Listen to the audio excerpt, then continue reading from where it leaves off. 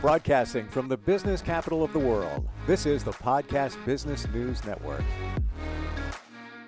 Welcome back. We are in the throes of the holiday season. And for a lot of us, after all the crazy hustle and bustle of the holidays, maybe taking some time, especially a lot of people take the week between Christmas or Hanukkah, which happens on the same day this year, to New Year's to kind of just like reflect, take it a little easier. Not a bad thing. We're going to talk about slowing down, a little patience, tapping the brakes a little bit within life. And we're going to see that through the eyes of somebody who helps people heal holistically. And she's got a team of people. Wonderful woman. I've learned so much from her. Kate Blecher is back with us. How you doing today? Oh, I'm doing great, Steve. Thank you. Thank you for being here. Kate's Holistic Healing is your company. Um, I have some thoughts on this, but I'm gonna reserve them for a moment. How does it look to you in terms of slowing down? How do you define that?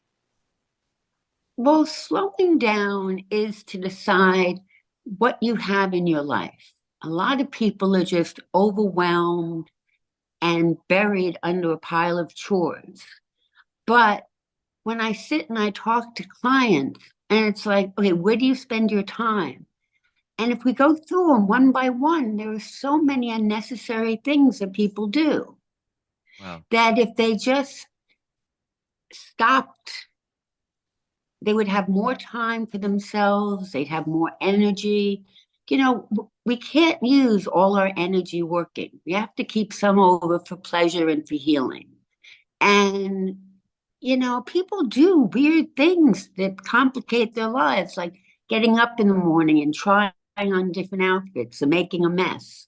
You know, I like the saying, smile, happiness looks gorgeous on you. You don't have to put so much effort in insignificant things. Hmm. Yeah, I also think that a lot of us look at slowing down as being unproductive, or you're you're like if you're a little bit older, like I'm slowing down. I don't want to slow down. I don't want to be, that the senior that has slowed down. And it's so funny you're saying this because a friend of mine texted like 2:37 p.m. today and said, "Hey, I'm going to be hanging with another mutual friend. We're just going to be grabbing dinner here if anybody wants to join us." And my first thought was, "Oh, I gotta go. Yeah, I gotta go." And FOMO, fear of missing out. And then I thought, why? Why do I have to go? I went out last night. I went out the night before. It's a holiday season. I own a business. I'm, doing things. I'm doing something tomorrow night with the same person. It's his birthday, big one, by the way. I got something on Saturday, but my first thought was, well, where are they going to be? What's going on? I'm like, no, go home, Steve. Do nothing. It's okay. We get so caught up in all of this, right? We really do. And relationships giving us invitations, I mean, we do feel a sense of obligation. Yes. But what we need to do for ourselves is even more important. Yes. The obligation and the self-imposed guilt because somebody invites you, you don't go, you're thinking, well, I really should go because what about, when I have nothing to do and I ask them if they want to hang out, then they're going to blow me off. That feeling, we have to just get rid of it. And if anybody were to do that, they're not real friends anyway. Why do you want to hang with them? Exactly. I mean, they're not. And your friends will understand you, occasionally not being able to get together. So I want to share with you about the slowing down thing. I would talk to friends. This is only a couple of months ago. Call it like 4 months ago. I would talk to friends on a Saturday or Sunday, and they're like, "Yeah, I'm still in bed. It's 10:30." I'm like, "You're still in bed?" Talk to another one. 11 o'clock. Yeah, I haven't gotten up. Just hanging out watching TV. I'm like, "Y- you're blowing a whole day. What are you doing? How are you? Then I had that epiphany where I did it once, stayed in bed, and then I realized doing nothing is really doing something because I'm recharging my body. I'm taking some quiet time. I treat myself usually one day out of the weekend, I'll DoorDash something and have just a breakfast sandwich and a nice warm coffee delivered to the door. I'll get that and I'll go back in bed. And then I realize that I get clarity. It causes me to think some more. So doing nothing is really actually doing something. And I don't think I didn't look at it that way. Yeah, I mean, that's exactly the way to look at it, though, because you do. I mean, when you can recharge, you are then so much more productive. Yeah. And you spend time mulling over in your head the proper way to do it. And it really, I mean, people don't simplify and treat themselves with patience. I mean, we don't. We're just too hard on ourselves, and we've got to get over that. Is there a way to have more patience? Not just, patience with yourself, but just life in general. Traffic, waiting in a waiting room, doctor's office. How do we practice more patience?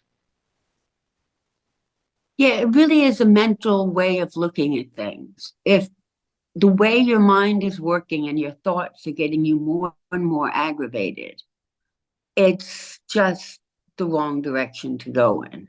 I mean, I think one of the funnest things to do in a doctor's office is to talk to the person sitting next to me because you already have something in common with them. You're both sick, you're both there for a reason.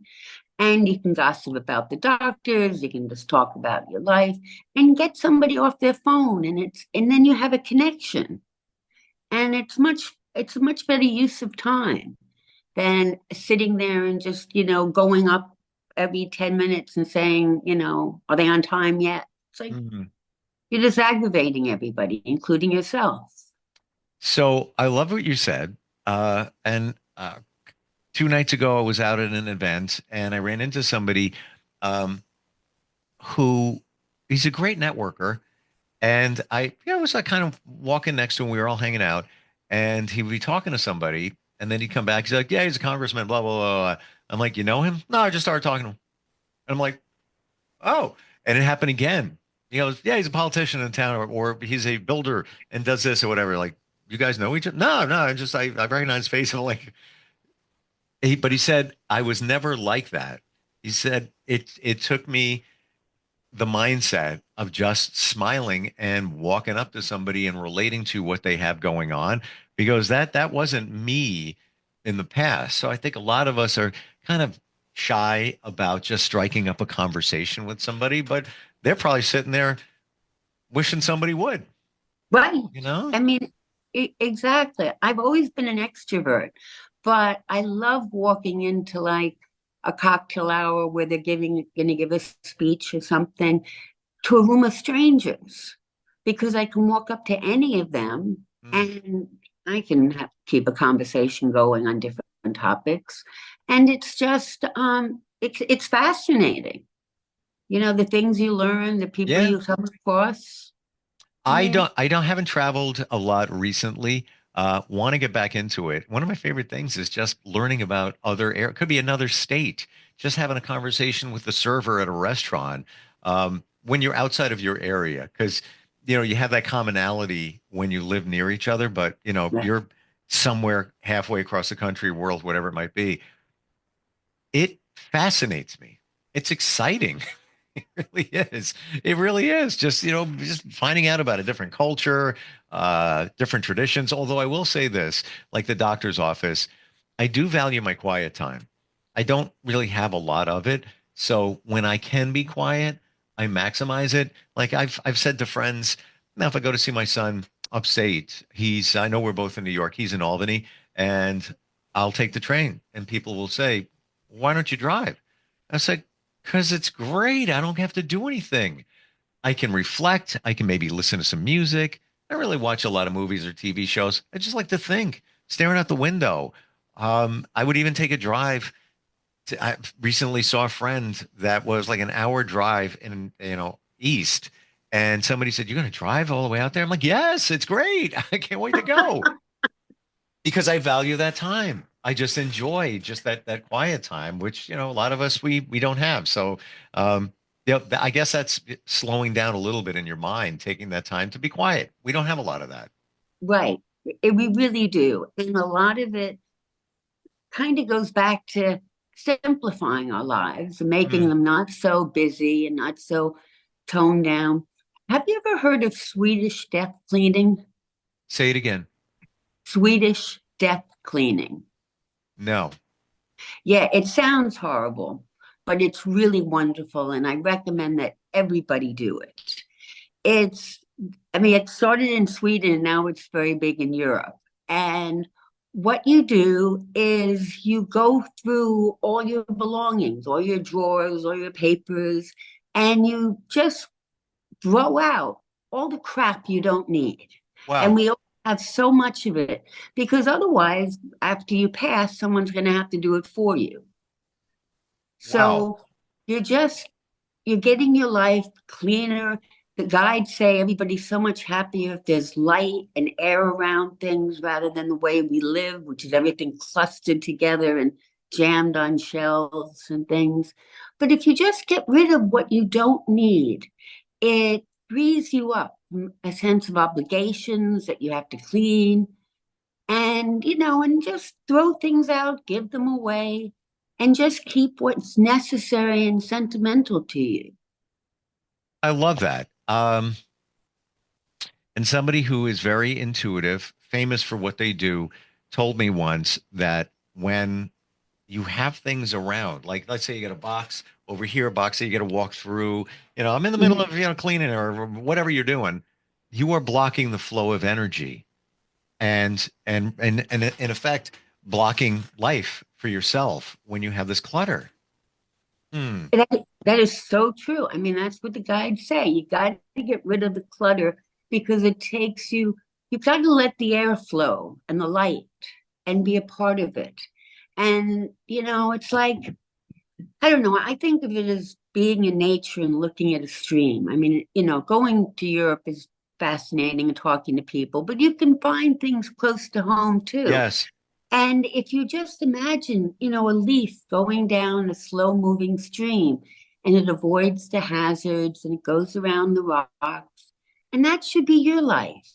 You should just flow easily, don't have to rush, stay away from the things that irritate you and annoy you. Hmm. It's just, Um, I get that. And it's funny when you take the time to look at the beauty around you over the summer. I would just take a walk and I would just center on one area, like let's say a patch of woods, and I would just stare at what's going on down there. Um, and weirdly, I love the Caribbean. So there was a time where, there was a little bit of water or whatever. In my mind, I focus on like, I could be in Barbados or Jamaica and see the same thing using my mind. You don't have to go there to go no, there to go there. you don't. I bring it up most of the time we talk, but meditation is an excellent way just to go inside. You can be in the Caribbean Yeah. in just a few moments Hmm. and, feel the sun, feel the water, feel the breeze. I mean, we can do these things in our mind if things are quieter and not so busy and we're not frantic. Hmm. Um, Interestingly, because I know somebody else who was intuitive, very, that's their profession, and they say when they meditate or they want to get connect to their guides, they start by visualizing walking into an elevator. The elevator takes them to the ground floor. It opens up on a beach, and they walk out onto the beach, and that's where they get their clarity. Yes, that Whatever is works. it really does work. And these things in the beginning of meditations, a lot of them have you going down, and it's all to get you into a meditative trance. And it does work. I mean, sometimes it's a little boring in the beginning, but once you're in trance, then you get so many good messages. I Hmm. mean, I've Well, gotten some great things in life about, like we were talking about hurrying and doing things.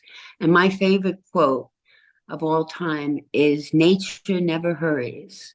but everything is accomplished. Wow. I, I know it's beautiful. It says everything. I think I want to write that down. Like nature, when just to say nature never hurries is impactful in itself. Right, That the wake up call. Hello, they're not rushing out. The birds, nobody's rushing. The trees aren't rushing. They'll right, have leaves next spring. They're in no rush, but everything gets accomplished. That's like the period at the end of the sentence. right. It Wow, is. And we're part of nature. And we don't live that way, and we should. And it's so much better when you can. super cool. Yeah. I need to. Things drop in my head. You said it's funny. Swedish. What's it called? A Swedish death cleaning. Swedish death cleaning. So when you said that, it popped in my head. There's a group called Swedish House Mafia, music group, Swedish House Mafia. And it sounds like you said, like, what's going on there? They have just an amazing song. They came out, I don't know, I want to say like 15 years ago called Don't You Worry, Child. And if you Ah, listen to it, it's basically about the words somebody's father gave them as they navigate through nature. So you hear these names, Swedish House Mafia, it's like, what's going on there? And it's a song. I'm just sharing because the Swedish thing, maybe there's yeah. something there that it's got a dance beat to it. But when you listen to the music, the melody, and the singing, or just look up the lyrics, whoa, um, check it out. It's Ah, very poetic, very picturesque, if you will. We're talking about nature too. Yeah. right. Oh, it sounds beautiful. Yeah. Don't you worry, child. Hmm. So, other thoughts, slowing down, patience, all of that. What comes to mind for you? Um, then gentleness, which we really haven't touched on, but that's part of the slowing down.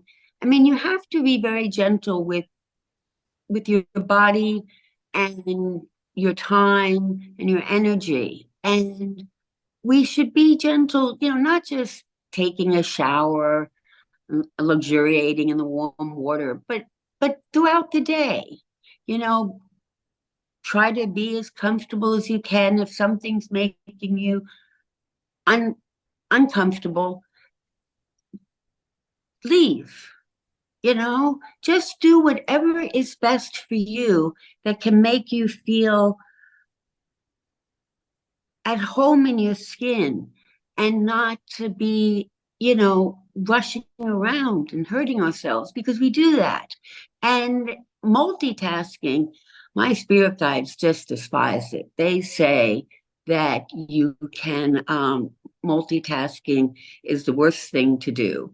And I did a meditation about a week ago on patience, and I got three gifts. And in one of the gifts was a beautiful tortoise with a brown shell with a little bit of gold on it. And it said, the old fable, the tortoise and the hare. I mean, it's so true. If you do things slowly and methodically and finish them and then go on to something else, you get a lot more accomplished than if you try to do three or four things at once and none of them ever get finished and none of them are ever that good. Mm. There are some experts that say that multitasking, it doesn't exist. You can't. Nobody can. We think we can. There was, a study came out a number of years ago that said that women can multitask better than men, but now it's coming out that it doesn't exist. You can't multitask. It effectively, don't even try to do it. Just perform one task, then go to the other, then go to the other. Stop. And Right, maybe it came to the forefront when Windows, the computer program, was invented right. because you have multiple windows and you can do different things. All it does is screw me up and it's counterproductive because I keep going back. Oh, I gotta do that, gotta do that. No, just focus and go. Um, it's funny you should say, simpler time. I love the 1800s because it was a Hmm. simpler way of life. And I'm convinced that I existed in that time because I'm so like I have such an affinity. Just looking at when there was photography, it was invented like 1850s, right around there. it's real pictures. You can see what life was like. So you had a little bit of technology here and there going on, but it was a simpler way of life. Now, I could be back there right now and complaining like, "Oh my God, I got no time to do anything." You never know. You never know. But it just seemed that there was less distractions. Distractions. Right. I mean, it wasn't like you were going out to dinner every night, Right. like you were saying. I mean, and it was a simpler time. And then you had things like winter come, when you do even less Yeah. because there's light out, can't plant anything. And What do those people do? If it's not 1800s, 1700s, whatever it might be, do you think that they just thought a lot, meditated, whatever? I mean, you see people in pictures sitting on a porch doing nothing. right. Are they thinking? Was that what was going on back in the day? What do you think? Well, yes. I mean, when we didn't have TV and we didn't have all these distractions around us, I'm sure people did a lot more. And we had a lot of great writers come out in those times. Mm, We had a lot of art. We still do, but it's more now for the people that can afford to do it. yeah, Yeah. And people used to do things with their hands and make crafts. We don't really do that anymore. And there's hobbies. such a sense of satisfaction when you see something material that you created, and you don't get that if you're just, I don't know, doing analysis every day or Yeah, numbers or something. You can't, there's nothing that you can look at and say, hey, I'm proud. Look at that. That works and I made it. I got you on that. Because when I was a kid, I used to draw cartoons. So when I would draw a cartoon, and granted, the waste paper basket was full of I was a perfectionist, so throw that one out, throw that one out. But when I feel I nailed it, what a feeling! What a feeling of accomplishment, pride. Where do we have that today? Right. I don't know. Maybe some people are doing things, creating things. Maybe somebody creates music and they feel good, but it just seems like everything is disposable now. Even today's music, not to sound old, but it's stuff that's not going to be around in, 30, 40, 50 years. But music that was created 50 years ago, we still talk about it. A lot of us still play it, you know? Right. And there's classical music hundreds of years ago, which Yeah. we still, really admire because it was so brilliant. Hmm. You know what? Mm. Never thought of it that way. That's that stood the test of time. It Wow. really has. Mm. And inspired others because there's been many songs that came from classical songs, like pop songs that came from classical pieces. One of them comes to mind, came out in 1976. I'm a music geek. Eric Carmen, All by Myself. And that was based on a classical piece. I don't run deep on classical, but it was definitely there's a piece there. I don't know what the classical artist was. Yeah, just a different appreciation. But you know what? Back to what we were talking about today.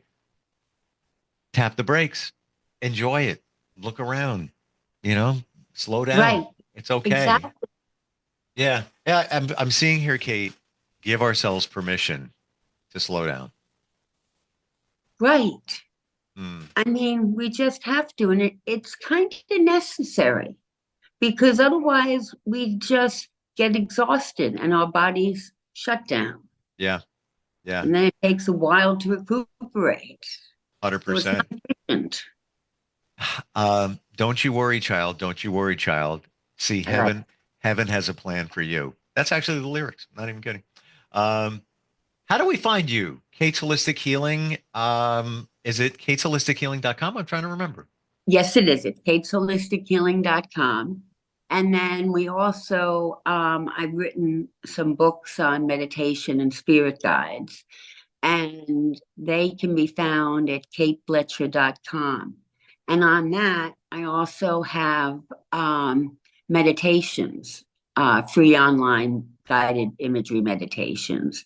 And there's even if people want to work on patience, there's a meditation on that. Interesting. Do you have to have the visual? Like, could I just put headphones on, lay in bed, and just listen? Oh, that's all you're supposed to do. You're supposed Okay. to Yeah, put the music on, close your eyes, Okay. relax. I misinterpreted. Visualizations from what you say, not Oh, yeah. visuals. I got No. you now. Okay. Wonderful. I think I'm doing that later because I'm not going to dinner. I'm going home. and happy. I might take my daughter for a drive, but that's what I'm doing tonight. Kate, always wonderful spending time with you, learning. And I learn more about you every time we get together, how deep you go with all of the holistic healing. I really mean that. Appreciate it. And happy holidays, by the way. And happy holidays to you too as well. Thanks. And I don't know when we're getting together again, but if it's after the new year, have a great one. And we'll talk then. Okay, perfect. Thank you. Are you looking for even more of the podcasts and hosts that you love? The Podcast Business News Network is proud to announce that you now have even more ways to listen live. Check out the MyTuner Radio, online radio box, and Simple Radio apps on iOS and Android, or find us online. Search for Business News Network on mytuner-radio.com, or search Podcast Business News Network on streama.com and onlineradiobox.com/US. Take your podcast on the go and don't miss a minute of the action.